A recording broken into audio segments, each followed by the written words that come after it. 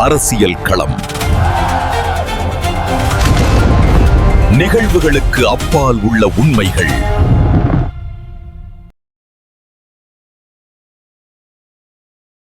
அனைத்துலக உயிரோடை தமிழ், ILC தமிழ் உயிரோடை தமிழில் அன்பர்களே, உலக அரசியலும் நாமும் என்ற நிகழ்ச்சியில் நாங்கள் இணைந்திருக்கின்றோம். இந்த நிகழ்ச்சியில் பலதரப்பட்ட விடயங்களை நாங்கள் பாரத்தோர் உரையாடி கொண்டு வருகின்றோம்.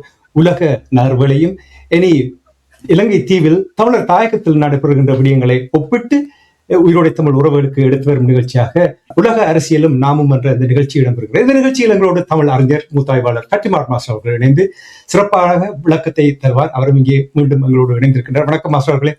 வணக்கம் தனாஜானி. வணக்கம் உயிரோடை தமிழ் உறவுகளே. முதலில் பார்க்க இருக்கின்ற விடயம் உங்களுக்கு தெரியுமே, உலகம் பூராகவும் பேசப்படுகின்றது Hormuz, strait of Hormuz, Hormuz நீரிணை தான் பேசப்படுகின்றது.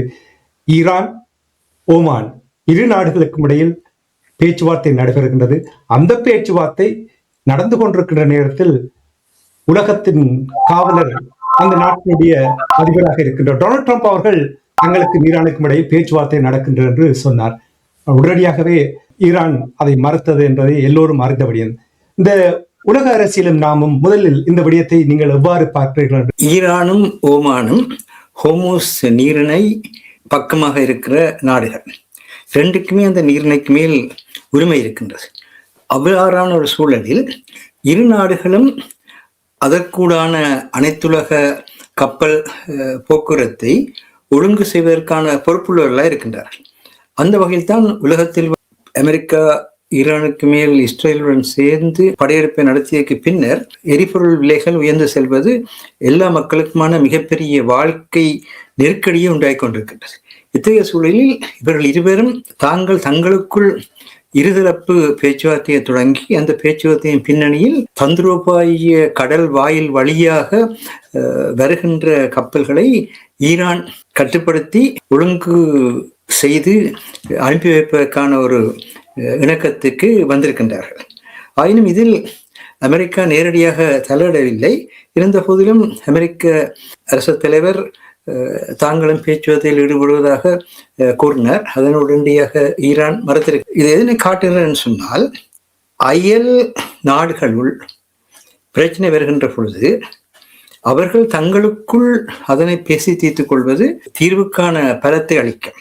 அதே போல ஒரு நாட்டுக்குள் இருக்கின்ற தேச இனங்களுக்கிடையில், குடிமக்களுக்கிடையில் பிரச்சனைகள் வருகின்ற பொழுதும் கூட தேச இனங்கள் ஒன்றொன்று மனந்திறந்து பேசுவதன் மூலமும் குடிகளுடன் மனந்திறந்து பேசுவதன் மூலமாகத்தான் இந்த அரசியல் பேச்சுவார்த்தைகளில் எல்லோருக்குமான ஒரு பொதுத்தன்மையை உருவாக்கி அதன் வழியாக உரிய தீர்வை ஏற்படுத்தலாம் என்பதை இந்த ஈரான் ஓமான் பேச்சுவார்த்தை எடுத்து காட்டுகின்றது. அதே நேரத்திலே மத்திய கிழக்கு நாடுகள் எவ்வளவு ஒற்றுமையாக இருந்தன என்பதெல்லாம் உங்களுக்கு தெரியும்.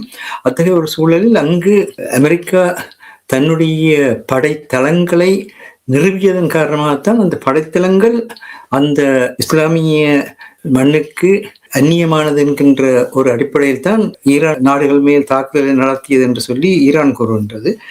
இது எவ்வாறு இருப்பினும் மத்திய கிழக்கினுடைய அமைதி என்பது உலகளாவிய நிலையில் உலக போக்குவரத்துக்கு மிக முக்கியமானதாக இருக்கின்றது. இல்லையில் உலக சந்தையினுடைய வளங்கள் பாதிக்கப்படும், வழங்குதலும் பாதிக்கப்படும். அவை இந்த ரெண்டு பிரச்சனையாலும் உலகம் முழுவதும் மிகப்பெரிய வாழ்வியல் சிக்கல்களை அனுபவிக்கின்ற ஒரு நிலை இருக்கின்றது. ஆயினும் இதனை அமெரிக்கா எந்த அளவுக்கு ஏற்றுக்கொள்ளப் போகின்றது என்பது கேள்விக்குறியாகத்தான் இருக்கின்றது. என்று சொன்னால், இப்பொழுதும் மார்க் ரூபியோ அவர்கள் இது பற்றி சொல்கின்ற பொழுது ஈரான் மிக கடினமான போக்குள்ளது, இன்னும் தாங்கள் மேலும் பேச வேண்டிய தேவை இருக்கின்றது என்றெல்லாம் கூறியிருக்கின்றார்கள். ஆக இது வல்லாண்மைகள், பிராந்திய மேலாண்மைகள், அந்த பிரதேசங்களில் இருக்கின்ற மக்களுடைய விருப்பின்படி சமூக பொருளாதார அரசியல் தன்மைகளை முன்னெடுக்காது தங்களுடைய தேவைக்கேற்ப அதனை பயன்படுத்துகின்ற அந்த போக்கையும் வெளிப்படுத்துகின்றது. இதனையும் பொறுத்திருந்தான் பார்க்க வேண்டும். இந்த நேரத்திலேயே நாங்கள் இந்த பின்னணியை பார்க்கின்ற பொழுது அமெரிக்காவை காசாவுக்கான புனர்வாழ்வு ஏற்படுத்துவதற்கான சமாதான சபையை நிறுவியது. அந்த சமாதான சபையினுடைய முதல் பணியாக இப்பொழுது மக்களுக்கான புனர்வாழ்வு என்பதற்கு பதிலாக 2 மில்லியன் மக்கள் இன்றும் வந்து துணிக்கூடாரங்களில், அதுவும் இஸ்ரேல் அமெரிக்க அரசு அதிபருடைய சமாதான உடன்படிக்கை ஏற்படுத்தப்பட்டதன் பின்னர் 1284 பலஸ்தீனர்களை கொன்றளித்திருக்கின்றார்கள் இஸ்ரேல். அதே நேரத்தில் வந்து 4000க்கும் மேற்பட்டவர்களை காயப்படுத்தி இருக்கின்றார்கள். இன்றும் அவர்களுடைய வெஸ்ட் பேங்க் பகுதிகளில் குடியிருக்கின்ற பலஸ்தீனர்களை அங்கு வலுக்கட்டாயமாக குடியேற்றப்பட்ட இஸ்ரேலியர்கள் நாளாந்தம் இனஅழிப்பு செய்யக்கூடிய வகையில் மிக கொடூரமான செயல்கள் எல்லாம் செய்து கொண்டிருப்பதையெல்லாம் செய்திகள் தெரிவிக்கின்றன. இத்தகைய ஒரு சூழலில் அந்த பிரதேசத்தை தங்களுடைய தேவைகளுக்கு பயன்படுத்துவதற்கான முறையில் மொரோக்கோவிலிருந்து அமைதிப்படையை கொண்டு வந்து அங்கு நிறுத்தி அந்த அமைதிப்படை மூலம் பலஸ்தீனர்களுக்கும் இஸ்ரேலர்களுக்கும் இடையிலான போர் நிறுத்த சமாதான பேணலை செய்யலாம் என்று சொல்லி ட்ரம்பினுடைய திட்டம் இருக்கின்றது. அந்த வகையில் அவருடைய மருமகன் உடைய தலைமையிலே இப்பொழுது அங்கு அமெரிக்க கம்பெனி ஒன்று, அதே கம்பெனி தான் ஈரானிலும் வந்து படை நிலைகளை அமைத்தது. அந்த கம்பெனியினுடைய பின்னணியிலே இப்பொழுது அது மொரோக்கோ படைகள் வந்து தங்குவதற்கான 180 பேர் உடனடியாக வந்து தங்குவதற்கான கட்டிட வேலைகளை தான் தொடங்கி இருக்கின்றார். இதனை இஸ்ரேல் கூட ஏற்றுக்கொள்ற நிலையில் இல்லை. அவர்கள் அங்கு நடப்பை பார்த்து கொண்டிருக்கின்றோம். ஆனால் மொரோக்கோ படையினருக்கு எத்தகைய படைக்கலங்களை அளிப்பது என்பதில் இஸ்ரேல் வந்து இன்னும் போதிய உடன்படிக்கைக்கு வரவில்லை என்பது முக்கியமான விடயம். இது எதை காட்டுகின்றது என்றால், இப்படியான ஒரு சூழல் தான் ஈழத்திலும் வந்து 1987 ஆண்டிலே இந்திய அமைதிப்படை வந்த பொழுது ஏற்பட்டது. ஈழத்தமிழர்களுடைய பிரச்சினைக்கு ஸ்ரீலங்கா வந்து 1956 ஆண்டில் இருந்து தனது அரசியல் கொள்கையாக கோட்பாடாக ஈழத்தமிழின் அழிப்பை நடைமுறைப்படுத்தி வந்த சூழலில் 1983 ஆண்டு ஆடி ஈழத்தமிழின் அழிப்பை ஸ்ரீலங்கா மேற்கொண்டதை அடுத்து இந்தியா பல மாற்றங்களை கொண்டு வந்தது. அப்பொழுது இந்திரா காந்தி அவர்கள் பிரதமராக இருந்தார்கள். அர்ஜென்டினாவை கொண்டு பாதுகாப்பு சபையிலே ஸ்ரீலங்காவுக்கு எதிரான தீர்மானத்தை கொண்டு வந்தார். ஆயினும் மிக குறைந்த வாக்கு வித்தியாசத்தில் பாதுகாப்பு சபையில் அது தோற்கடிக்கப்பட்ட வரலாற்றையெல்லாம் நாங்கள் அறிவோம். அவ்விதமான ஒரு சூழலில் ஆவணி மாதம் வருகின்ற பொழுது 1987 ஆண்டு ஆவணி மாதம் 4ஆம் தேதி தான் தமிழீழ விடுதலை புலிகளுடைய ஆயுதங்களை சுதுமலையில் இந்திய படையினரிடம் ஒப்படைத்து அந்த வரலாற்று நிகழ்வு இடம்பெற்றது. இதை எதற்காக கூறுகின்றோம் என்றால், கடந்த வாரத்தில் 2008 முதல் 2012 வரை இந்தியாவின் ஸ்ரீலங்காவுக்கான பிரதி தூதராக பணிப்பொறுப்பில் இருந்த விக்ரம் மிஸ்ரி அவர்கள் இந்திய வெளிவார செயலராக இலங்கைக்கு உத்தியோகபூர்வமாக வந்திருந்தார். அனைத்துலக அரசியல், பொருளாதார, பாதுகாப்பு மாற்றங்களுக்கு முகம் கொடுப்பதற்கு ஒவ்வொரு நாடும் தனது கடல், வான், நிலப்பகுதிகளில் மற்ற நாடுகளுடன் இணைப்புகளை உருவாக்கி தங்கள் கூட்டாண்மை, பங்காண்மை முயற்சியாக இவற்றை எதிர்கொள்ள முயற்சிப்பது சமகால அரசியல் போக்காக இருக்கின்றது. இதன் பின்னணியில் இந்திய வெளிவார செயலாளரின் ஸ்ரீலங்காவுக்கான வருகை காலத்தின் தேவையாக இருந்தாலும், இந்த வருகை ஈழத்தமிழ் இருப்பின் இறமையை எவ்வாறு மாற்றும் என்பது ஈழத்தமிழரின் தாயகத்திலும் அனைத்து உலக வாழ்விடங்களிலும் ஈழத்தமிழரின் அக்கறையாக அமைகின்றது. இது தவிர்க்க இயலாத ஒன்றாகவும் இருக்கின்றது. இதனை உறுதி செய்யும் வகையில் விக்ரம் மிஸ்ரி அவர்களும் ஈழத்தமிழரின் ஸ்ரீலங்கா பாராளுமன்ற பிரதிநிதிகளை சந்திப்பதையும் தனது வருகைக்கான திட்டத்தில் இணைத்திருந்தார். மேலும் 2009 ஆண்டு ஸ்ரீலங்காவின் முள்ளிவாய்க்கால் ஈழத்தமிழ் அளிப்பு நேரத்தில் இந்தியாவின் ஸ்ரீலங்காவுக்கான பிரதி தூதராக இருந்தவர் விக்ரம் மிஸ்ரி. தற்போது அவர் இந்திய வெளிவார செயலராக இலங்கைக்கு வருகை தந்த காலகட்டத்தில் 4/8/1987 தேதியன்று ஈழத்தமிழரின் உயிருக்கும் உடைமைகளுக்கும் நாளாந்த வாழ்க்கும் பாதுகாப்பாக 1972 முதல் 15 ஆண்டுகள் இருந்த ஈழத்தமிழர்களின் ஆயுதங்களை சுதுமலையில் மேற்கொண்ட இந்தியா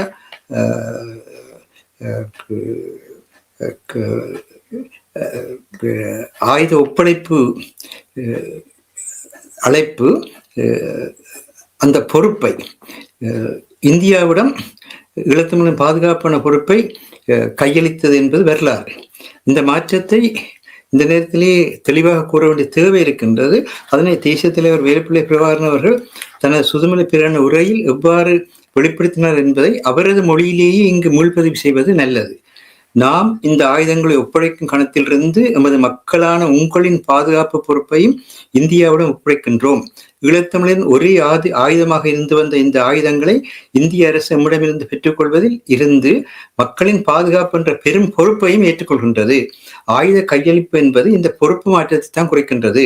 நாம் ஆயுதங்களை கையளிக்காது போனால் இந்திய இராணுவத்துடன் மோதும் துப்பாக்கிய சூழ்நிலை ஏற்படும். இதை நாம் விரும்பவில்லை. இந்தியாவை நாம் நேசிக்கின்றோம், இந்திய மக்களை நேசிக்கின்றோம். இந்திய வீரனுக்கு எதிராக நாம் ஆயுதங்களை நீட்ட தயாராக இல்லை. எமது எதிரிடமிருந்து எம்மை பாதுகாக்கும் பொறுப்பை இந்திய இராணுவ வீரர்கள் ஏற்றுக்கொள்கின்றார்கள். நாம் ஆயுதங்களை அவர்களிடம் கையளிப்பதிலிருந்து ஈழத்தமிழன் ஒவ்வொருவனதும் உயிருக்கும் பாதுகாப்புக்கும் இந்திய அரசுதான் பொறுப்பாக இருக்க வேண்டும் என்பதை நான் இங்கு இடித்து கூற விரும்புகின்றேன். இந்தியாவின் இந்த முயற்சிக்கு நாம் ஒத்துழைப்பு தருவதை தவிர நமக்கு வேறு வழி இல்லை. இந்த சந்தர்ப்பத்தை நாம் அவர்களுக்கு வழங்குவோம். ஆனால் இந்த ஒப்பந்தத்தால் தமிழரின் பிரச்சினைக்கு நிரந்தர தீர்வு ஏற்படும் என்று நான் நினைக்கவில்லை. சிங்கள இனவாத பூதம் இந்த ஒப்பந்தத்தை விழுங்கிவிடும் காலம் வெகு தூரத்தில் இல்லை. தமிழீழ தனியரசே தமிழீழ மக்களின் பிரச்சனைக்கு நிரந்தர தீர்வை அளிக்கும் என்பது எனக்கு அசையாத நம்பிக்கை உண்டு. தமிழீழ லட்சியத்துக்காகவே நான் தொடர்ந்து போராடுவேன் என்பதை நான் இங்கு திட்டவட்டமாக என் மக்களாகிய உங்களுக்கு எடுத்து கூற விரும்புகின்றேன். போராட்ட வடிவங்கள் மாறலாம், ஆனால் எமது போராட்ட லட்சியம் மாறப்போவதில்லை. எமது லட்சியம் வெற்றி பெறுவதானால் எமது மக்களாகிய உங்களின் ஏகோபித்த ஆதரவு என்றும் நமக்கு இருக்க வேண்டும். தமிழீழ மக்களின் நலன் கருதி இடைக்கால அரசில் பங்கு பெற்ற அல்லது தேர்தலில் போட்டியிட வேண்டிய சூழ்நிலை எமது இயக்கத்துக்கு ஏற்படலாம். ஆனால் நான் எந்த காலகட்டத்திலும் தேர்தலில் பங்கு பெற்றப் போவதில்லை, முதலமைச்சர் பதவியையும் ஏற்கப் போவதில்லை. இதை நான் மிகவும் உறுதியாக உங்களுக்கு சொல்ல விரும்புகின்றேன். இதுதான் தேசிய தலைவரின் அன்றைய செய்தி. ஆனால் இந்தியாவின் செயற்பாடு ஈழத்தமிழரை பொறுத்தவரை எவ்வாறு 1987 முதல் 2009 வரை 22 ஆண்டுகள் இருந்தது என்பதை உலக வரலாறாக நாம் பார்க்கலாம்.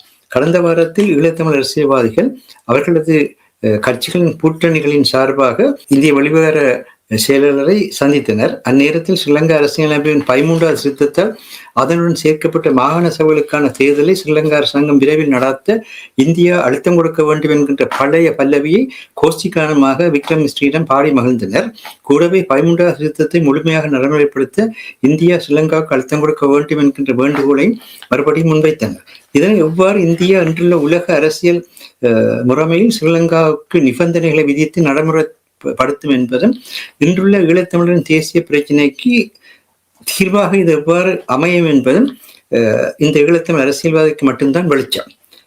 இந்த நிலையில்தான் கடந்த வாரத்திலே உலகத்திலே நடக்கின்ற மாற்றங்கள் ஒரு பக்கம் அந்தந்த நாட்டினுடைய அரசியல் எதிர்காலத்தை தீர்மானிக்கின்ற நேரத்திலே ஈழத்தமிழ் அரசியல்வாதிகள் விவரமாக தங்களுடைய மக்களுடைய அரசியல் எதிர்காலத்தை தீர்மானிக்கின்றார்கள் என்பதை உலகிற்கு வெளிச்சம் போட்டு காட்டி. நீங்கள் இப்பொழுது ஹோமூஸ் நீரிணை தொடர்பாக கூறும்பொழுது மாஸ்டர், போருக்கு முன்னர் இருந்த நிலைமை ஹோமூஸ் நீரிணைக்கு திரும்பாதென்று ஈரான் உறுதியாக சொல்லிவிட்டது.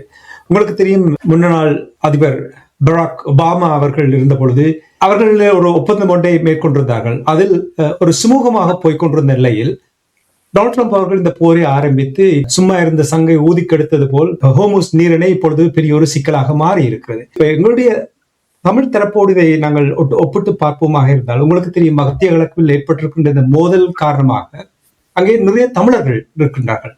அந்த தமிழர்கள் பலர் வேலை இல்லாமல் அல்லது அவர்களுக்கு ஊதியம் கிடைக்காத ஒரு நிலைமை ஏற்பட்டிருக்கின்றது. இதனால் உங்களுக்கு தெரியும், இலங்கை தீவில் மத்திய கிழக்கு நாட்டிலிருந்து செல்லுகின்ற வெளிநாட்டு அங்கே செல்லும் பொழுது ஓரளவுக்கு அவர்கள் சமாளிக்கக்கூடிய ஒரு நிலைமையை ஏற்படுத்தலாம். ஆனால் இப்பொழுது அது குறைந்து கொண்டு போவதால் மீண்டும் அந்த 2022 ஏற்பட்ட அந்த நெருக்குவாரம் ஒன்று ஏற்படலாமா என்று கூட அஞ்ச தொடங்கி இருக்கிறார்கள் என்று கூறுகிறார்கள். இது தொடர்பாக நீங்கள் எப்படி பார்க்கிறீர்கள் இந்த உலக அரசியலோடு ஒப்பிட்டு பார்க்கும் பொழுது? அதாவது இன்றைய உலகில் வான்வழி வழியாக நாடுகளுடைய வளத்தையும் நாடுகளுடைய மூலதனத்தையும் மக்களுடைய மனித வலுவையும் தாங்கள் பயன்படுத்திக் கொள்கின்ற ஒரு புதிய முறைமை அரசியலாகவே மாறிவிட்டது. இந்த நிலையில் வல்லாண்மைகளாக இருக்கின்ற நாடுகள், எல்லா நாடுகளுமே படுகடன் பிரச்சனையில் இருக்கின்றன. பல பில்லியன் டாலர்கள் பெறுமதியான கடன்கள் எல்லா நாடுகளுக்கும் இருக்கின்றது. இத்தகைய சூழலில் ஒவ்வொரு நாடும் தன்னுடைய நிதியாக்கத்தை சிந்திக்கின்றது. அந்த நிதியாக்கத்துக்கு எவ்விதமாக உலக நாடுகளில் இருக்கின்ற வளங்களை பயன்படுத்தலாம், மூலதனத்தை பயன்படுத்தலாம், மனித வலுவை பயன்படுத்தலாம் என்பது இன்றைய அரசியலாக இருக்கின்றது. இந்த பின்னணியை பார்க்கின்ற பொழுதுதான் வாழ்ந்து கொண்டிருக்கிற மக்கள் கூட ஒரு நாட்டில் வாழ்கின்ற பொழுது அவர்கள் இன்றைய சந்தை பொறிமுறைக்கு போதிய அளவு பங்களிப்பை வழங்கவில்லை என்றால் அவர்களை அந்த நாட்டிலிருந்து அவர்களுடைய குடியுரிமை கூட இல்லாமல் செய்து புறநாட்டவர்கள் அங்கு வாழ்ந்து கொண்டிருந்தால் அந்த புறநாட்டவர்களை வெளியனுப்புகின்ற முயற்சிகள் எல்லாம் ஆப்பிரிக்காவில் கூட தென்னாப்பிரிக்காவில் நாங்கள் கடந்த வாரத்தில் கூட பார்க்கின்றோம். இவ்விதமாக எல்லா நாட்டிலும் அந்தந்த மக்களுக்குரியது அந்தந்த பிரதேசம் என்கின்ற ஒரு விதமான ஒரு இனவாதம் நிறவாதம் மீளவும் தலைதூக்க துவங்கி இருக்கின்றது. இதனை பயன்படுத்தி இந்த அரசாங்கங்கள் தங்களுடைய பொருளாதார பிரச்சினையை தங்களால் உருவானது என்கின்ற அந்த தன்மையிலே அதற்கு தீர்வு காணாமல் மற்ற இனத்தவர்களால் மற்ற நாட்டவர்களால் உருவாகின்றது என்கின்ற ஒரு போலியான ஒரு முகத்தையும் வெளிப்படுத்தி வருகின்றார்கள். இதுதான் இன்றைய பிரச்சனையாக இருக்கின்றது. அவ்விதம் கூறுகின்ற பொழுது நீங்கள் கூறுகின்ற மத்திய கிழக்கை பொறுத்தவற்றில் மத்திய கிழக்கினுடைய எழுச்சி என்பது 1974 ஒபெக் நாடுகளுடைய அமைப்பு உருவாக்கப்பட்டு எண்ணெய்க்கான விலை நிர்ணயம் உறுதி செய்யப்பட்ட பின்னணியிலேயே ஏற்பட்டது என்பது எல்லோருக்கும் தெரியும். அதை பெட்ரோல் டாலர் என்று கூட கூறுவார்கள். ஆகவே அந்த எண்ணெய் வளம்தான் இப்பொழுது உலக நாடுகளுக்கான தேவையாக இருக்கின்றது. இது அங்கு மட்டுமில்லை, அமெரிக்காவிலும் கூட அமெரிக்க கண்டத்துக்குள் எங்கு எண்ணெய் வளம் இருக்கின்றதோ அதனை அந்த நாடுகள் தாங்கள் பெறுவதும், எங்கு மூலிகங்கள் அருமூலிகங்கள் மற்றும் சந்தைகள் பலமாக இருக்கின்றதோ அங்கிருந்து அவற்றை தங்களதாக கருதி பெறுவதான முயற்சிகள் நடைபெறுவதை பார்க்கின்றோம். இதில் இன்னொரு விடயம் என்னன்னு சொன்னால், அமெரிக்கா செயற்கை நுண்ணறிவு துறையில் மிக அபாரமான வளர்ச்சியை பெற்ற ஒரு நாடு. ஆயினும் அது பெரும்பாலும் தன்னுடைய பாதுகாப்புக்கான கருவிகளை உருவாக்குகின்ற ஒரு துறையாகத்தான் இந்த செயற்கை நுண்ணறிவு துறையை பயன்படுத்தி இருக்கின்றது.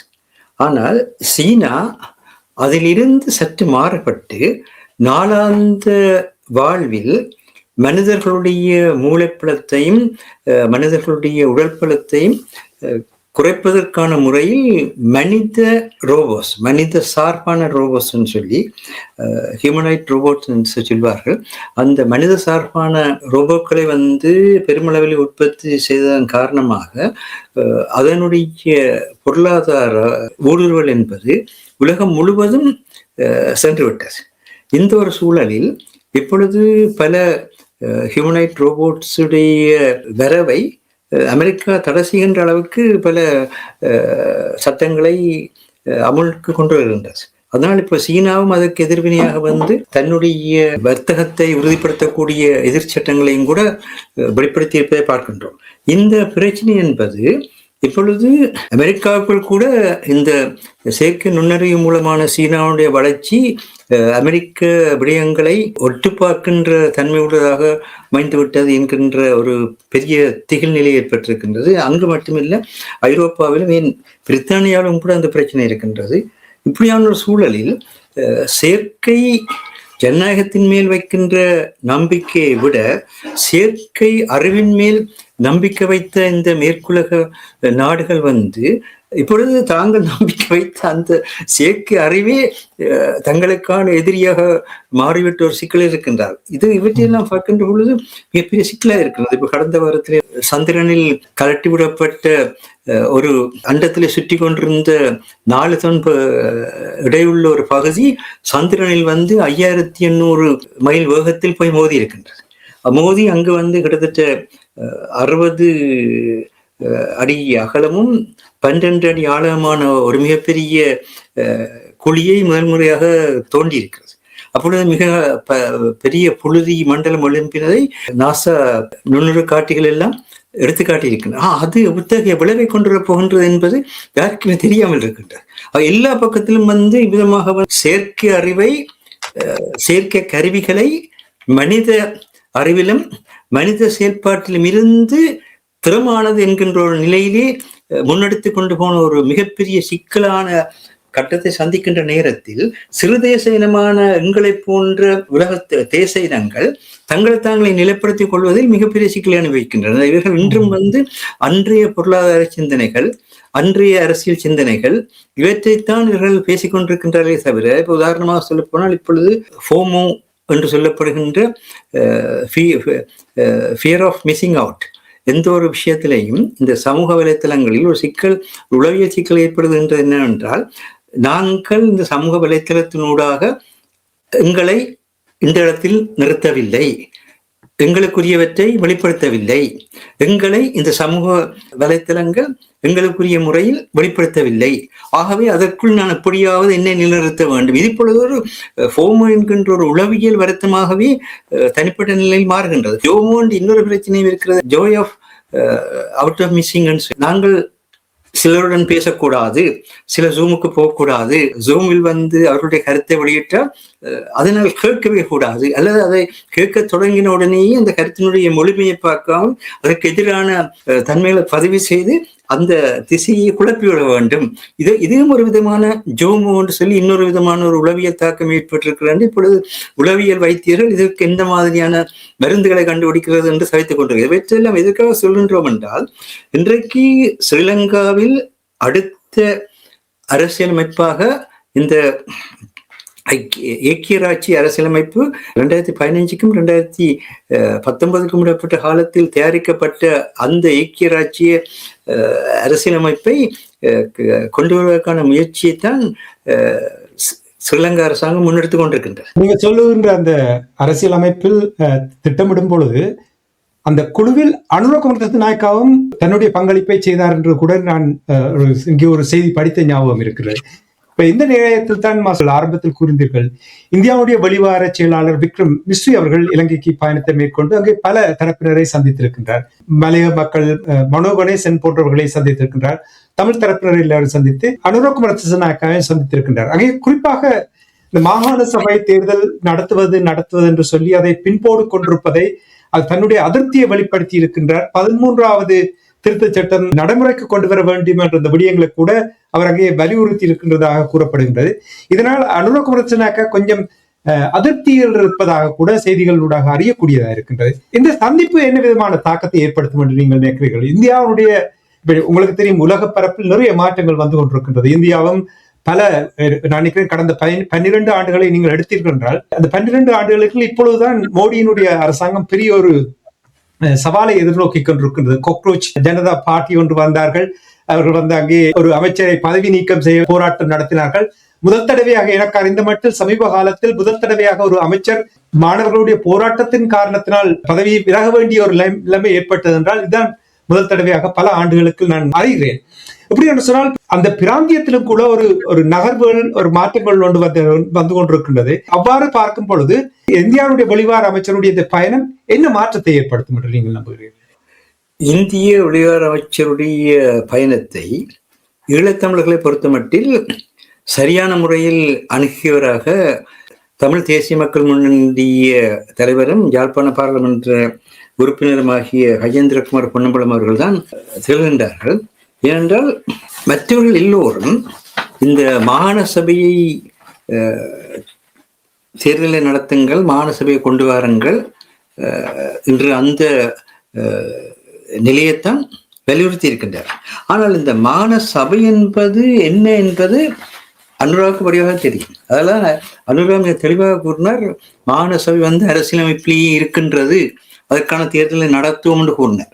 இந்த மாகாண சபை தான் உண்மையில் ஸ்ரீலங்காவினுடைய அரசியல் அதிகார பகிர்வை மட்டுப்படுத்தி ஸ்ரீலங்காவினுடைய நிதிப்பெற பகிர்வாக மாற்றிவிட்டார். இந்த 39 ஆண்டுகளுக்கு முன்பு கையொப்பமாகிய இந்திய ஸ்ரீலங்கா ஒப்பந்தத்தின் அடிப்படையில் 14/12/1987 13வது திருத்தத்தால் நிதி என்னும் அரசியலமைப்பின் 17வது பிரிவுக்கு ஆனா என்கின்ற தனிப்பிரிவாக அதை அமைத்து சேர்க்கப்பட்ட மாகாண சபையை தாபித்தல் என்னும் பகுதியின் மூலம் அது அரசியலமைப்பாக கடமைக்கப்பட்டது. மாகாண சபையில் ஸ்ரீலங்கா தனது 9 மாகாணங்களுக்குமான நிதி பரவலாக்கத்தை செய்வதற்கும் அதனை ஸ்ரீலங்கா ஜனாதிபதியே தான் நியமிக்கும் ஆளுநர் மூலம் பாராளுமன்றத்தை கடந்து முன்னெடுப்பதற்கான அதிகாரத்தை ஸ்ரீலங்காவின் நிறைவேற்று அதிகாரம் உள்ள ஜனாதிபதிக்கு வழங்குவதற்குமான அரசியலமைப்பு திருத்தமாகவே அது அமைந்தது. அங்கு ஈழத்தமிழரின் தேசிய இனப்பிரச்சினைக்கான எந்த ஒரு மாற்று தீர்வையும் முன்வைக்கவில்லை. ஒருவேளை இன்று தனது படைபல ஆக்கிரமிப்பால் ஈழத்தமிழரின் தாயகத்தை ஆக்கிரமித்து சிங்கள பெரும்பான்மை ஒற்றையாட்சி பாராளுமன்ற கொடுங்கோன்மை மூலம் ஈழத்தமிழரின் அரசியல் பணிவை ஸ்ரீலங்கா பெறுகையில் ஈழத்தமிழர்களின் வரிப்பணத்தையும் அதே ஸ்ரீலங்கா பெறுவதால் தப்பி பிழைக்கும் பொறிமுறையில் அந்த வரிப்பணத்தை ஸ்ரீலங்காவிடம் இருந்து பெற்று ஈழத்தமிழர் நாளாந்த வாழ்வியல் பிரச்சனைகளுக்கு ஈழத்தமிழ் அரசியல்வாதிகள் பயன்படுத்த விரும்பின் அதனை தெளிவாக விளங்கப்படுத்த வேண்டும்.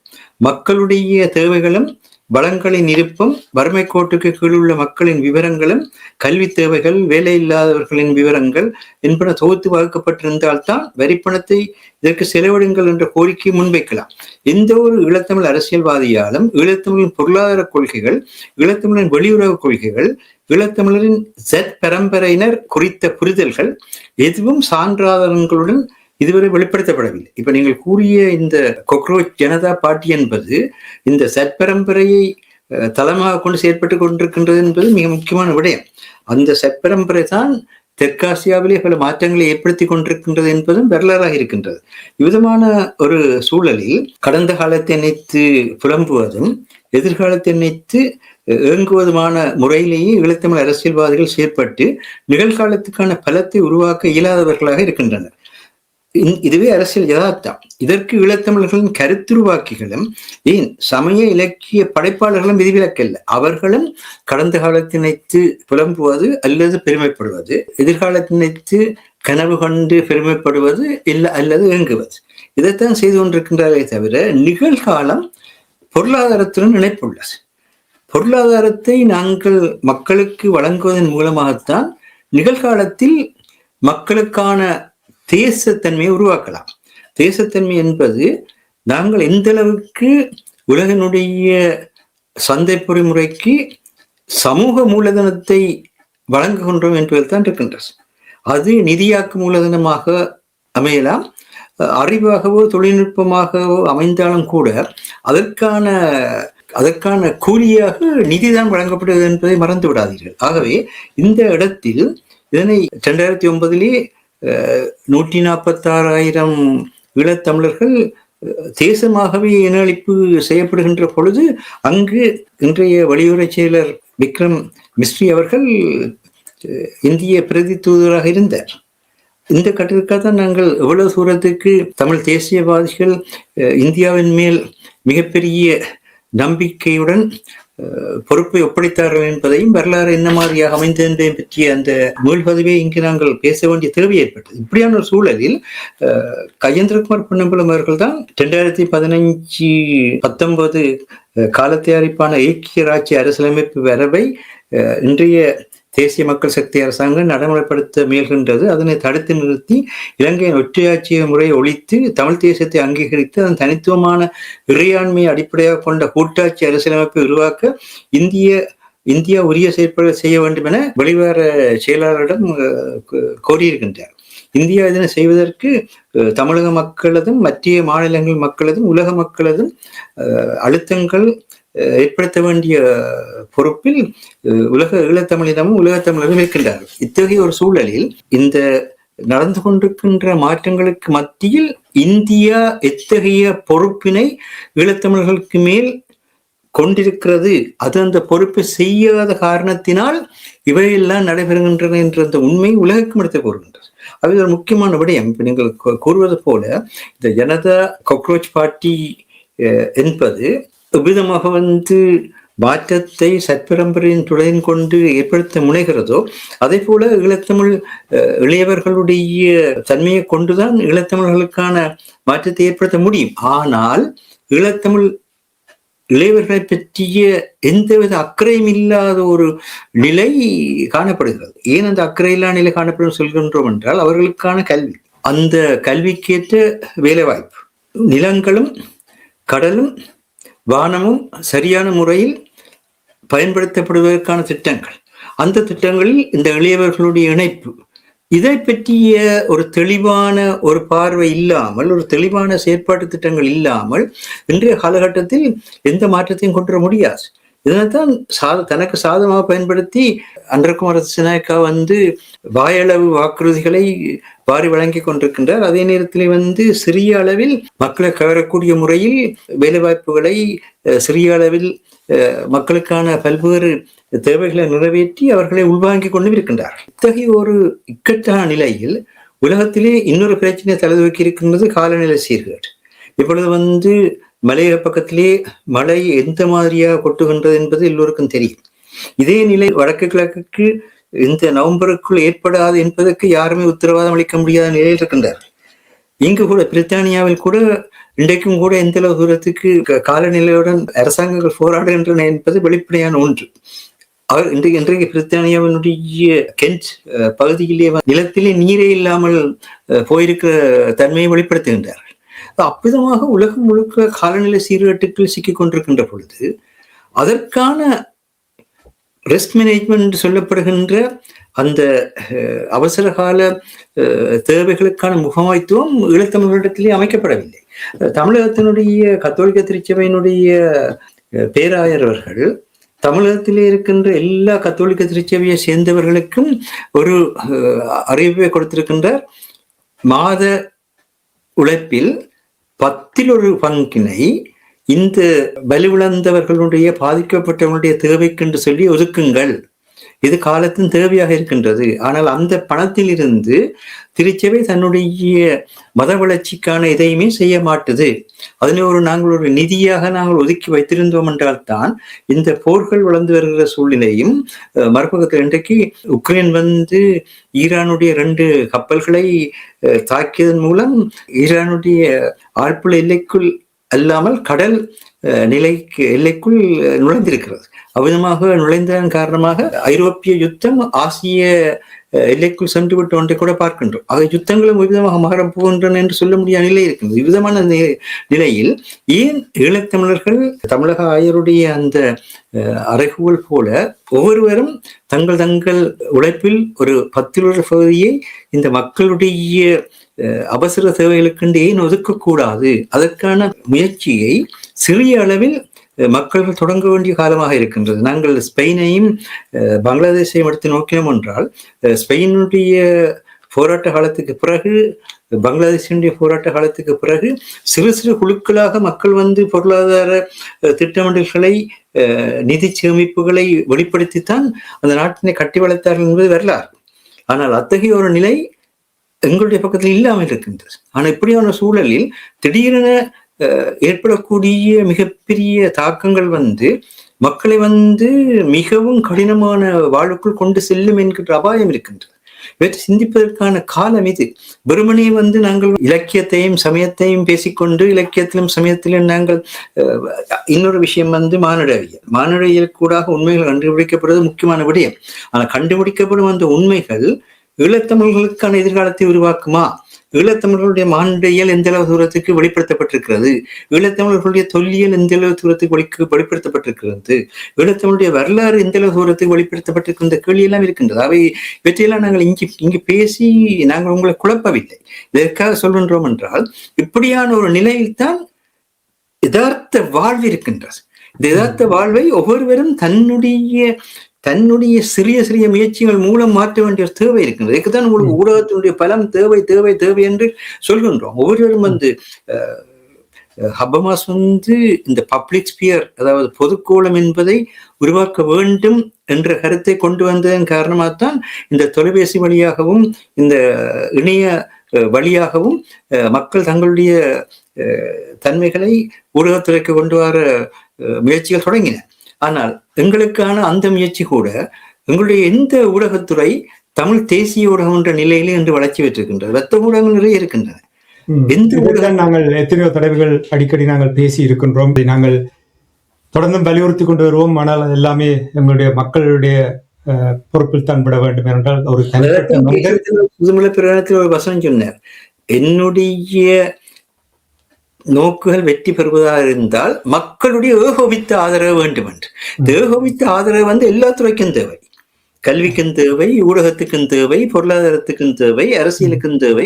அது ஏகோபித்த ஆதரவை வழங்காமல் நாங்கள் எங்களுக்குள் பல்குழுவும் பால்சையும் உட்பகையும் வேந்தலைக்கும் கொள்குறும்பும் இல்லது நாடு என்கின்ற வள்ளுவருடைய வார்த்தைக்கு எதிராக தான் செயற்பட்டுக் கொண்டிருக்கிறோம். 2 விடயங்கள் மாஸ்டர் பார்க்க இருக்கின்றது. நாங்கள் நிகழ்ச்சி என்று கொண்டு வர வேண்டும். இன்னும் 15 நிமிடங்கள் இருக்கின்றது. நீங்கள் அவதானித்த விடயத்தை நான் கேட்க விரும்புகிறேன். ஒன்று, இந்தியாவுடைய வெளிவிவகார செயலாளர் அவருடைய பயணம் தொடர்பாக நாங்கள் இன்னும் கொஞ்சம் விரிவாக பார்க்க இருக்கின்றது. சுருக்கமாக இந்த தமிழ் பேசும் கட்சிகள் கூடினார்கள்.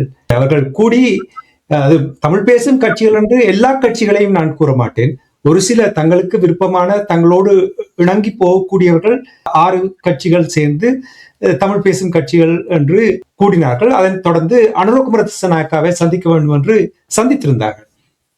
இது வளமை போல், அதாவது உங்களுக்கு தெரியும், கடந்த காலங்களில் ரணில் விக்ரமசிங்க இருந்த பொழுது, மஹிந்த ராஜபக்ஷ இருந்த பொழுது, கோட்டாபாய ராஜபக்ஷ இருந்த பொழுது, இவ்வாறு தான் தமிழ் தரப்பினரும் ஒரு தொடர் கூட்டங்கள் இல்லாமல் அப்பப்பொழுது ஒரு அட்ஹாக் பேசிஸில் எப்பயாவது நாங்கள் போய் பேசிவிட்டு வருவோம் என்று போய் வந்தார்கள். அதே மாதிரியான ஒரு பாணியில் தான் இந்த அனுரகுமார திசாநாயக்காவுடைய சந்திப்பும் இருந்ததாக, அதிருப்தியில் இருப்பதாக கூட அந்த அங்கே சந்திக்க போனவர்கள் இருக்கிறார்கள். இது தமிழ் அரசியல் பரப்பில் என்ன விதமான முதிர்ச்சியான அரசியலாக நான் பார்க்கவில்லை. ஏனென்றால் உங்களுக்கு தெரியும், தமிழ் பேசும் கட்சிகள் என்றால் இன்னும் எத்தனையோ கட்சிகள் இருக்கின்றது.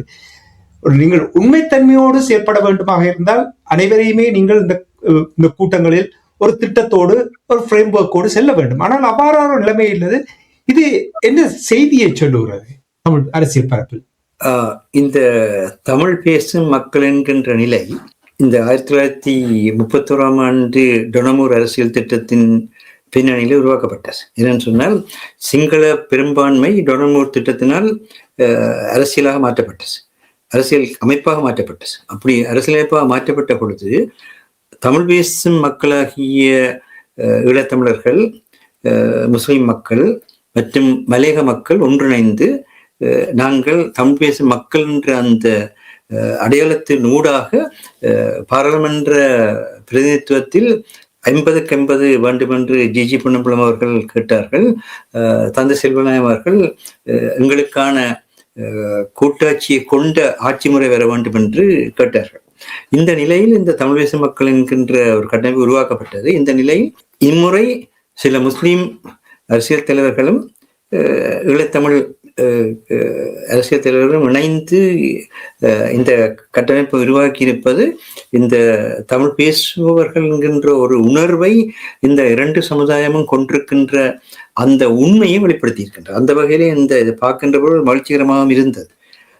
அதே நேரத்தில் மலைய மக்களும் இதனுடன் இணைக்கப்படுகின்ற பொழுது அந்த பெரும்பான்மை பாராளுமன்ற கொடுங்கோன்மை என்பதை தடுப்பதற்கான ஒரு மிகப்பெரிய ஒரு கவசமாக இது மாறுவதற்கான சூழ்நிலை இருக்கின்றது.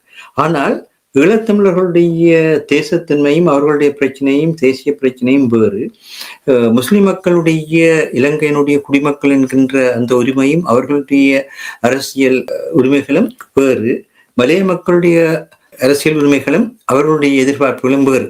அது இந்த இங்கு வந்து கேஸ்டாமர் அவர்கள் இந்த உக்ரைனுக்கு உதவுகிற விடயத்தில் ஐரோப்பிய ஒன்றியத்தில் இல்லாத பொழுதும் பிரித்தானியா வந்து ஐரோப்பிய ஒன்றிய நாடுகளுடன் இணைந்து பணியாற்றுவதற்கு ஒரு விருப்பத்தில் இணைகின்ற கூட்டமைப்பு ஒன்றை கொண்டு வந்தார்.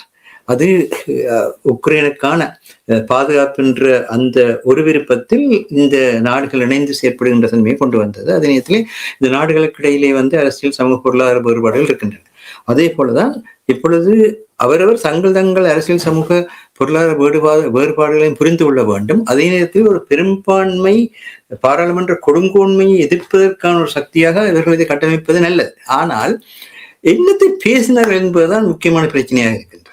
அவர்கள் ஈழத்தமிழருடைய தேசத்தன்மையை பற்றியோ நேச நிலையை பற்றியோ அல்லது முஸ்லிம் மக்களுடைய மலைய மக்களுடைய அவர்கள் வர்த்தக ரீதியாக வந்து முஸ்லிம் மக்கள் அந்த நாட்டினுடைய குடிகளாக இருக்கின்ற நிலையில் அவர்களுடைய அந்த அவர்களுக்கு இருக்கின்ற தன்னாட்சி தன்மையை பற்றியோ அல்லது வந்து மலைய மக்கள் அந்த மண்ணிலே வந்து தொழில் ரீதியாக வந்து 200 ஆண்டுகளை கடந்து வாழ்கின்ற பொழுது அவர்களுக்கு இருக்கின்ற தன்னாட்சி உரிமையை பற்றியோ யாருமே பேசவில்லை. அதற்கு பதிலாக இலங்கையினுடைய கட்டமைப்புகளுக்குள் பாராளுமன்றத்திலேயோ அல்லது வந்து மாகாண சபையிலேயோ அல்லது வந்து உள்ளூராட்சி சபையிலேயோ தங்களுக்கான பிரதிநிதித்துவத்தை கோருகின்ற ஒரு தன்மையை வெளிப்படுத்தினார்கள். ஆனால் பாராளுமன்றத்திலே எல்லா தமிழ் பேசும் மக்களுடைய பாராளுமன்ற உறுப்பினர்கள் எண்ணிக்கை எவ்வளவு? அந்த எண்ணிக்கை வந்து சிங்கள பெரும்பான்மை பாராளுமன்ற ஆட்சி முறைமைக்குள் எத்தகைய தாக்கத்தை ஏற்படுத்த முடியும்? இதை பற்றி சிந்திக்கின்றார்கள் இல்லை. ஆகவே இந்த ஒற்றையாட்சி முறை மாற்றப்பட வேண்டும். தேர்தல் முறைகளில் வந்து சரியான விதத்திலே வந்து மாற்றங்கள் கொண்டுவரப்பட வேண்டும். அவைகளை பற்றிய இவர்களுக்கு அவைகளை பற்றிய சிந்தனையோ அல்லது அவைகளை பற்றிய கலந்துரையாடல் கூட இருக்கல. இந்திய தூதுவர் வந்த பொழுது இந்தியா வந்து இந்திய துணைக்கண்டத்தினுடைய மிக முக்கியமான நாடு என்பதில் யாருக்குமே எந்த கருத்து வேறுபாடும் இல்லை. அப்ப இந்திய துணைக்கண்டத்தினுடைய ஒரு முக்கியமான ஒருவர் என்று வருகின்ற பொழுது இந்தியா எவ்விதமாக ஈழத்தமிழருடைய பாதுகாப்பை, மலைய மக்களுடைய பாதுகாப்பை, முஸ்லிம் மக்களுடைய பாதுகாப்பை உறுதிப்படுத்த வேண்டும் என்கின்ற அந்த கோரிக்கை வந்து அங்கு வைக்கப்படவில்லை. அதற்கு பதிலாக தங்கள் சுயநல அரசியலை எவ்விதமாக விரிவாக்கம் செய்யலாம் என்ற அடிப்படையில் தான் பேசினார்கள். அந்த விடயத்தில் அவருடைய பயணம் தொடர்பாக நிறைவாக மாஸ்டர், இப்ப வடக்கு கிழக்கு பகுதியை வளர்ச்சி பாதையில் கொண்டு போவதற்காக வடக்கு பகுதியில் உள்ள ரயில் பாதைகளை சீரமைப்பது தொடர்பாக அதற்கான திட்டம், இனி காங்கேசன் துறை துறைமுகத்தை 61 மில்லியன் இந்திய மானிய உதவியினூடாக அதை சீரமைப்பதற்கும், இனி சம்பூரில் சூரிய மின்சார சக்தி திட்டம் ஒன்றை உருவாக்குவதற்கும் இந்த விடயங்கள் அங்கே பேசப்பட்டதாக கூறுவது. இதனோட முக்கியமான விடயம் என்னவென்றால், தமிழ் தரப்பில் வலியுறுத்தப்பட்டதா இல்லையா என்று தெரியவில்லை. உங்களுக்கு தெரியும் மீனவர்களுடைய பிரச்சனை இருக்கின்றது. ஆனால் இங்கே வெளிவார செயலாளர் அங்கே பேசிய பொழுது இலங்கை கடற்படையினரால் கைது செய்யப்பட்ட மீனவர்களை, படகுகளையும் மனிதநேய அடிப்படையில் விடுவிக்க நடவடிக்கை எடுங்கள் என்று கேட்டு சென்றிருக்கின்றார். பாருங்கள், அப்ப அவர்கள் எந்த திட்டத்தோடு வந்தார்களோ அதை கையாண்டிருக்கின்றார்கள்.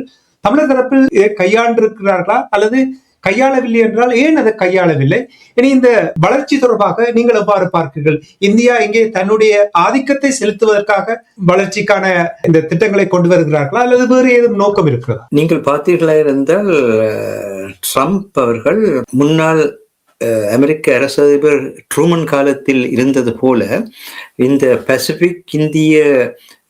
பசிபிக் இந்து மாக்கடல் பகுதிகளில் அமெரிக்கா அந்த நாடுகள், அந்தந்த கரையோர நாடுகள் இணைந்து பாதுகாப்பை செயற்படுத்துகிற முறையை மாற்றி முன்னர் போல அமெரிக்கா தனியவே அந்த பகுதியினுடைய பாதுகாப்பை தான் நிலைநாட்டுற ஒரு மாற்றத்தை ஏற்படுத்தியது எல்லோருக்கும் தெரியும். அந்த அடிப்படையில் தான் இந்தியாவினுடைய பிரதமர் மோடி அவர்கள் கூட ஆஸ்திரேலியாவுக்கும் நியூசிலாந்துக்குமான பயணத்தை மேற்கொண்டது எல்லாம் வந்து இப்படியான ஒரு சூழலில் இந்த இந்து மாக்கடல் கரையோர நாடுகள் இவ்வாறாக தங்களுடைய இறைமையையும் தேசிய ஒருமைப்பாட்டையும் பேணுகிற என்ற ஒரு மிகப்பெரிய ஒரு நிலை கூட்டாண்மை பங்காண்மைகள் கூட செய்யப்பட வேண்டியிருக்கின்றது. ஆகவேதான் இந்த நில இணைப்புகள், கடல் இணைப்புகள், வான் இணைப்புகள் என்பது மிக அவசியமான ஒன்றாக இருக்கின்றது. ஆகவேதான் இந்த அந்த கனெக்டிவிட்டி என்று சொல்வார்கள். இணைப்புகள் மூலமாக பொருளாதார ரீதியாகவும் பாதுகாப்பு ரீதியாகவும் ஒன்று நம்பிக்கிறது. ஆனால் ஸ்ரீலங்கா பொறுத்தமட்டில் ஸ்ரீலங்கா ஏற்கனவே அமெரிக்காவுடன் என்ன செய்தார் என்று தெரியாத நிலையிலேயே அமெரிக்காவுடனான பாதுகாப்பு ஒப்பந்தத்தை செய்து வைத்திருக்கின்றார்கள். அந்த ஒப்பந்தம் ஒன்று அங்கிருக்கின்றது. அவ்விதமான சூழலில் சீனா வந்து ஏற்கனவே இலங்கைக்குள் தன்னுடைய பொருளாதார விரிவாக்கத்தின் மூலமாக இலங்கைக்குள் ஒரு மிக இலங்கையினுடைய அரசியல் எதிர்காலத்தை பொருளாதாரத்துக்கு ஊடாக தீர்மானிக்கின்ற ஒரு சக்தி படைத்த நாடாக இருக்கின்றது. அத்தகைய ஒரு சூழலில் இந்தியா தன்னுடைய நிலையை உறுதி செய்வது என்பது காலத்தின் தேவையாகவும் அரசியல் முக்கியத்துவம் வாய்ந்ததாக இருக்கின்றது. அந்த வகையில் தான் அவருடைய வருகை அமைந்தது. அது இந்திய இலங்கை ஒப்பந்தம் கூட அதே நிலையில் தான் அமைந்தது. அதாவது ஸ்ரீலங்கா தன்னுடைய இறைமைக்கோ தேசிய ஒருமைப்பாட்டுக்கோ ஏதாவது பிரச்சனை வருமாக இருந்தால் முதலில் வந்து இந்தியாவோட உதவியை கேட்க வேண்டும். இந்தியா இல்லை என்று சொன்னால்தான் வேறு நாடுகளில் உதவி கேட்கலாம் என்ற அந்த ஸ்ரீலங்காவுடைய இறைமையை இந்தியாவுடைய இறைமையில நினைத்து ஒன்றுதான் இந்திய இலங்கை ஒப்பந்தமும் கூட. ஆகவே இது இந்தியாவினுடைய உலக அரசியலுக்கு, உலக பொருளாதாரத்துக்கு அதனுடைய தேவையாக கூட இருக்கின்றது. அது ஆதிக்கம் என்று சொல்ல முடியாது. எப்பொழுதுமே வந்து இதை பின்லாண்டலிசம் சொல்லி அரசியலே கூறுவார்கள். பின்லாண்டுக்கு இந்த பிரச்சனை ஸ்காண்டினேவியன் நாடுகள் உருவாக மட்டும் ஜெர்மனியால் இருந்தது. இன்றைக்கும் கனடாவுக்கு இந்த பிரச்சனை அமெரிக்காவில் இருக்கின்றது, பலமாக்கி இருக்கின்றது. அதே மாதிரியாக கிரீன்லாண்டுக்கு இந்த பிரச்சனை வந்து இன்றைக்கும் அமெரிக்காவில் இருக்கின்றது. இந்த கண்டத்தில் மிக முக்கியமான நாடாக இருப்பது தன்னுடைய அரசியல் பொருளாதார தன்மைகளுக்கு மற்ற நாடுகளை பயன்படுத்துவது. அதுக்கு ஒரு கௌரவமான பேராக அயல் நாடுகளுக்கு முன்னுரிமை என்கின்ற குஜராலுடைய திட்டத்தின் மூலம்தான் அது செயற்படுத்தப்பட தொடங்கியது. அது குஜராலுடைய காலத்தில் உருவாக்கப்பட்ட அயல் நாடுகளுக்கு முன்னுரிமை என்ற அந்த பின்னணியிலே இந்தியா வந்து செயற்பட்டு கொண்டிருக்கின்றது. ஆனால் எந்த ஒரு சூழலும் பெறுகின்ற பொழுது அந்த சூழலை தங்களுக்கான முறையிலே மாற்றியமைக்கின்ற தன்மைதான் மனிதனுடைய பகுத்தறிவு. இந்த பகுத்தறிவு தன்மையை ஈழத்தமிழர்கள் பின்பற்றுகிறாரா என்பது இருக்கின்ற கேள்வி. எங்களுடைய தேவைகள் எங்களுக்கு தெரியும், எங்களுடைய அரசியல் எதிர்காலம் எப்படி இருக்க வேண்டும் என்பது எங்களுக்கு தெரியும். எங்களுடைய தேவைகளையும் எங்களுடைய அரசியல் எதிர்காலத்தையும் நோக்கி நாங்கள் பகுத்தறிவு தன்மையுடன் எங்களுடைய நாளாந்த வாழ்வை முன்னெடுத்து செல்கின்றோமா? இதுதான் இன்றிருக்கின்ற கேள்வி. இது ஒவ்வொரு தனி மனிதனுடைய கேள்வியாக இருக்கின்றது. என்ற ஒவ்வொரு தனி மனிதன் தான் தேசமாக மாறுகின்ற தன்மைக்குள் வருகின்றார்கள். தேசமாக ஏன் எழும்பவில்லை என்ற கேள்விக்கு பதில் என்னவென்று சொன்னால், தனி மனிதர்கள் இணைந்து தேசமாக மாற்றுகின்ற அந்த முயற்சியில் ஈழத்தமிழர்கள் போதிய அளவு ஈடுபடவில்லை என்பதுதான் பிரச்சனையுடையமாக இருக்கின்றது. அதே நேரத்திலே வரலாற்றினுடைய உண்மைகளையும் வரலாற்றினுடைய தியாகங்களையும் வரலாறு ஏற்படுத்திய பாதைகளையும் நாங்கள் கடந்து செல்ல முடியாது. அதனை தெளிவாக புரிந்து கொண்டுதான் அதற்கூடாக பயணித்து புதிய பாதைகளையும் புதிய வடிவங்களையும், அதால் தான் போராட்ட வடிவங்கள் மாறலாம், ஆனால் போராட்டம் நிலையானது என்கின்ற கருத்து முன்வைக்கப்பட்டது. போராட்டம் என்பது மனித வாழ்வை நிலப்படுத்துகின்ற ஒன்று, மனிதனை மனிதனாக நிலப்படுத்துகிற ஒன்று, சமத்துவமும் சகோதரத்துவமும் சுதந்திரமும் உள்ள மனிதனாக மனிதன் வாழ்வதற்கான தேவையை உருவாக்குகின்ற ஒன்று. ஆக இவை பற்றி நாங்கள் நீண்ட பின்னர் கலைக்க வேண்டிய தேவை இருக்கின்றது, பேச வேண்டிய தேவை இருக்கின்றது. ஆனால் அத்தகைய தேவைகள் எல்லாம் விட்டுவிட்டு இன்று அரசியல் வகுப்புகள் சட் ஜெனரேஷனுக்கு கொடுக்கப்பட்டதே கிடையாது என்ற அளவில் இருக்கிறது. பொருளாதார திட்டமிடல் என்பது அவர்கள் அறியாத ஒன்றா இருக்கிறார்கள். அவர்கள் தெரிந்தது ஒன்றில் ஆடல் பாடல், அடுத்தது மதுவும் நாளாந்த மகிழ்ச்சி. விதமான ஒரு சூழல் தான் இன்றைய சமுதாயம் மாறிக்கொண்டிருக்க. இங்கு மட்டுமில்லை, உலகில் பொதுவான பிரச்சனை இருக்கின்றது. ஆகவே இவற்றை பேசுவதாக இருந்தால் முதலில் நாங்கள் எங்களுக்குள் நான் கட்டிக்காரன் என்று வேலை செய்கிற தன்மையை விடுத்து நாங்கள் எல்லோரும் இணைந்து வேலை செய்கிற தன்மையில் ஒருவருடைய கருத்தையும் ஏற்று செயற்பட வேண்டியிருக்கின்றது. இணைந்து என்று சொல்லும் பொழுது ஒரு குறிப்பிட்ட திட்டங்களுக்கு கீழ் இணைந்து செயல்படுவது, அதைத்தான் நாங்கள் தொடர்ந்து கூறிக்கொண்டு வருகின்றோம். அரசியல்வாதிகளாக இருக்கட்டும், அமைப்புகளாக இருக்கட்டும், ஒரு பொதுவான திட்டம் இருக்கும் பொழுதுதான் அதை எவ்வாறு கையாளுகிறார்கள், அல்லது அந்த திட்டத்தை விட்டு நீங்கள் வெளியேறும், அந்த ஃப்ரேம்வொர்க்கை விட்டு வெளியேறும் பொழுது தெளிவாக புரிந்து கொள்ளக்கூடிய இருக்கும், அடையாளம் காணக்கூடிய இருக்கும், அதற்கேற்றவாறு செயல்படலாம். அதுதான் தேவையாக இருக்கின்றது. மற்றபடி இப்ப சேர்ந்து சொல்லும் பொழுது எல்லோரும் யோசிப்பார்கள், எல்லா அமைப்புகளும் ஒன்று சேருங்கள் அல்லது எல்லா கட்சிகளும் ஒன்று சேரும். தேசிய ஒருமைப்பாடையும் தவறாக புரிந்து கொள்கிறார். தேசிய ஒருமைப்பாடு என்பது எல்லாரும் எல்லா கொள்கையும் ஏற்றுக்கொண்டு எந்த விதமான வேறுபாடுகளோ மாறுபாடுகளோ இல்லாமல் வாழ்வதல்ல. அந்த வேறுபாடுகள் மாறுபாடுகளுக்கு மத்தியில் ஆங்கிலத்திலே காமன் குட்ஸ் சொல்வார்கள். பொது நன்மையை மையப்படுத்தி, அது தாமஸ் அக்வைனஸ் உடைய காலத்தில் உருவாக்கப்பட்ட ஒன்று. பொது நன்மையை மையப்படுத்தி, மக்களுடைய பொது நன்மையை மையப்படுத்தி இணைவது, அதே போல நாட்டினுடைய பொது நன்மையை மையப்படுத்தி இணைவது. இதில் இந்த பொது நன்மையை மையப்படுத்தி இணைகின்ற பொழுது எங்களுக்குள் மாறுபாடுகள் வேறுபாடுகள் இருக்கலாம். ஆனால் அந்த விட்டு பிரியாத தன்மை, அந்த பொது நன்மையை நிலைநிறுத்த மட்டும், அந்த நாட்டினுடைய பொது நன்மையை உறுதிப்படுத்த மட்டும் விட்டு பிரியாத தன்மை இருக்க வேண்டும். ஆனால் எங்களுக்குள்ள என்ன நடக்கிறதுன்னு சொன்னால், எங்களுக்குள்ளே ஒரு சின்ன பிரச்சனையிலும் கூட எனக்கு இவர் இப்படி செய்யவா, அதுவும் சரியான புரிதல் இல்லாமல் அந்த பிரச்சனை வேற. அதாவது வள்ளுவர் குரல் சொன்னார், பேதமை அன்றோ பெருங்கிழமை அன்றோ நோதக்க நட்டார் செய்யினன். நீங்கள் உங்களுக்கு மனநோகக்கூடிய விடயத்தை உங்களோட நட்பா இருக்கிறவர்கள் செய்தால் ஒன்றில் அறியாமை என்று அதை எதிர்கொள்ள வேண்டும், இல்லது மிக்க உரிமை என்று நீங்கள் எதிர்கொள்ள வேண்டும். அப்ப நீங்கள் சம்பந்தப்பட்டவர்களுடைய ஏன் இப்படி நடந்த என்று கேட்டால் அதற்கான விளக்கம் இருந்தானே. அதை விட்டு போட்டு எங்களுக்குள்ளேயே நாங்கள் பல கற்பனைகளையும் பல தத்துவங்களையும் பல வேதாந்தங்களையும் கூட உருவாக்கி கொண்டு நாங்கள் ஒவ்வொருவரும் தனித்தனி தீவுகளாக பிரிந்து கொண்டிருக்கிறோம். தனித்தனி தீவு தேசிய தன்மையுடன் இருந்தவர்கள் எத்தனை தீவுகளாக விட்டோம் என்பது எல்லோருக்கும் தெரிந்த உண்மையை மறைக்க முடியாது. ஆகவே இங்கு இருக்கிற பிரச்சனை என்னன்னு சொன்னால், ஒன்றில் அறியாமையால் ஒன்று செய்தால் கேட்கின்ற பொழுது இப்படித்தான் சொல்லிக்கலாம் தெளிவர், இல்ல மிக்க உரிமைன்னு சொன்னால் அடையப்பா நீ என் ஃப்ரெண்டு தாண்டாப்பா இப்படி செய்து போட்டான், இன்னைக்குல சரி இனி இப்படி செய்யாதுன்றதோட உறவு. ஆனா அப்படின்னு இல்லை. எங்கள்கிட்ட கூட பலர் கேட்கின்றார்கள், நாங்கள் ஊடகங்களில் ஒன்றாக பயணிப்பவர்கள் எல்லாம் ஏன் சில வேளைகளில் திடீரிலிருந்து தனித்தனியாக பயணிக்க வேண்டிய சூழ்நிலை வருகின்றது. அதற்கும் இதுதான் பதில். அதாவது உங்களுக்கு பிரச்சனை என்றால் ஒவ்வொருவரும் அவரவரோடு பேசி அந்த பிரச்சனையிலிருந்து விடுபட முடியும். ஆனால் உங்களுக்குள்ளே நீங்கள் ஏற்படுத்திக் கொள்கிற கற்பனைகளும் நீங்கள் ஏற்படுத்திக் கொள்கிற நியாயப்பாடுகளும் தான் இந்த சீரழிவை கொண்டு வருகின்றது. இது தமிழருடைய மிகப்பெரிய சிக்கலாக இருக்கு. எனக்கு மட்டுமே தமிழகத்திலே எங்கே பார்த்தாலும் ஒரே நிலைமைதான். தமிழகத்திலே விஜய் அவர்கள் பதவியேற்ற காலத்தில் இருந்து அங்கு என்ன நடந்து கொண்டிருக்கின்றதை பார்க்கின்ற பொழுது அங்கு விதிய நிலைதான் தமிழர்கள் ஆகிய. ஆனா இன்றைக்கு பார்த்தீங்கன்னா சிங்கப்பூர் மலேசியா பக்கத்தில் இந்த தன்மை இல்லை என்ற சிங்கப்பூர் மலேசியா பக்கத்தில் அந்த ஆட்சி முறைமை இதனை மாற்றி அமைத்திருக்கின்றன. ஆனா இந்த ஆட்சி முறைமை இதனை விரும்புகின்றது என்று எவ்வளவு தூரத்துக்கு நாங்கள் பிரிக்கின்றோமோ அவ்வளவு தூரத்துக்கு ஆட்சியில் இருப்பவர்கள் குளிர்காயலாம். நிச்சயமாக நாங்கள் இன்னொரு சந்தர்ப்பத்தை விரிவாக பார்ப்போம். நன்றி மாஸ்டர், மிகவும் சிறப்பாக இன்றும் கூட உலக அரசியலும் நாமும் என்ற அந்த நிகழ்ச்சியில் நிறைய விடயங்களை எங்களோடு பகிர்ந்திருந்தீர்கள். அதற்காக உயிரோடை தமிழ் அன்பர்கள் சார்பாக உங்களுக்கு நன்றியை கூறிக்கொண்டு நாங்கள் மீண்டும் அடுத்த வாரம் சந்திப்போம். தமிழறிஞர் மூத்தாய்வாளர் ஃபட்டிமார் மாஸ்டர் அவர்களுக்கு நன்றியை கூறிக்கொண்டு விடைபெறுவோம். நன்றி, வணக்கம். நன்றி, வணக்கம்.